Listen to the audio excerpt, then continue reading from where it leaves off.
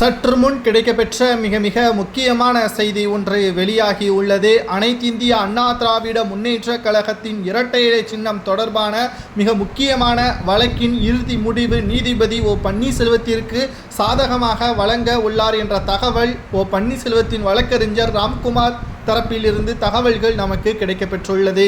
தேர்தல் ஆணையம் 2 வாரங்களுக்கு மேல் நீதிமன்றம் இறுதியான முடிவை நீதிமன்றத்திடம் கொடுக்க வேண்டும் என்று வலியுறுத்தியது. கிட்டத்தட்ட நேற்றே அனைத்து ஆவணங்களையும் நீதிமன்றத்தில் சமர்ப்பிக்கப்பட்டுவிட்டது.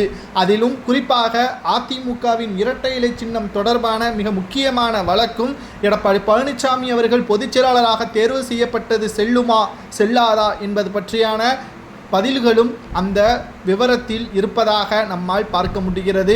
மேலும் இதில் ஓ பன்னீர்செல்வத்திற்கு சாதகமாக சில முக்கியமான தகவல்கள் கிடைக்கப்பெற்றுள்ளது. கட்சியிலிருந்து ஓ பன்னீர்செல்வம் அவர்கள் நீக்கப்பட்டதற்கு எந்த ஒரு ஆதாரமும் கிடையாது. அவர் என்ன தவறு செய்தார் என்பதற்கான ஆவணங்களை இதுவரை தேர்தல் ஆணையத்திடமோ நீதிமன்றத்திடமோ எடப்பாடி பழனிசாமி தரப்பினர்கள் தரவில்லை. விசாரணையின் பொழுதும் அதை பற்றியான கேள்விகளுக்கு பதிலும் அளிக்கவில்லை. இரண்டாவதாக, அதிமுகவின் கொள்கைகளை மாற்றியதாகவும் சில விதிமுறைகளை மாற்றியதாகவும் எடப்பாடி பழனிசாமி அவர்களுக்கு எதிராக OPS அவர்கள் ஆதாரத்துடன் கூறியுள்ளார். அதை தேர்தல் ஆணையம் ஏற்றுக்கொண்டிருப்பதாகவும் தற்பொழுது தகவல்கள் கிடைக்கப்பெற்றுள்ளது.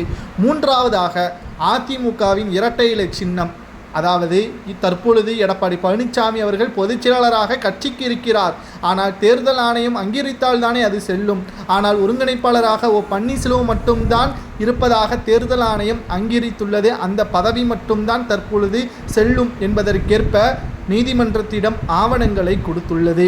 மிக முக்கியமான 3 தகவல்கள் நமக்கு கிடைக்கப்பெற்றுள்ளது. வருகின்ற 24ஆம் தேதி இந்த முடிவுகள் நீதிபதியால் வெளியிடும் பொழுது ஓ பன்னீர்செல்வம் அவர்கள் இரட்டை இலை சின்னத்தில் வருகின்ற சட்டசபை தேர்தலில் போட்டியிடுவார் என்ற தகவலை வழக்கறிஞர் ராம்குமார் மூலமாக கிடைக்கப்பெற்றுள்ளது. ஆனால் OPSயின் மனநிலை தற்பொழுது அதிமுகவிலிருந்து விலகிவிட்டோம், இனி புதிய கட்சியை தொடங்கி அதிமுக தோல்வியடைவதற்கான ஏற்பாடுகளை செய்வதை விட எடப்பாடி பழனிசாமி அவர்களிடம் நாம் ஏற்கனவே கூறியபடி மீண்டும் அதிமுகவில் இணையப் போகிறேன், ஆனால் எந்த ஒரு ரெஸ்பான்ஸும் அங்கே வராத காரணத்தினால் புதிய கட்சியை தொடங்கி தமிழக வெற்றி கழகத்துடன் கூட்டணி வைப்பது சரியா அல்லது மீண்டும் அதிமுகவில் இணைந்து ஆற்றுவது OPSற்கு நல்லதா என்பதை மறக்காமல் கமெண்ட் வாயிலாக கூறுங்கள்.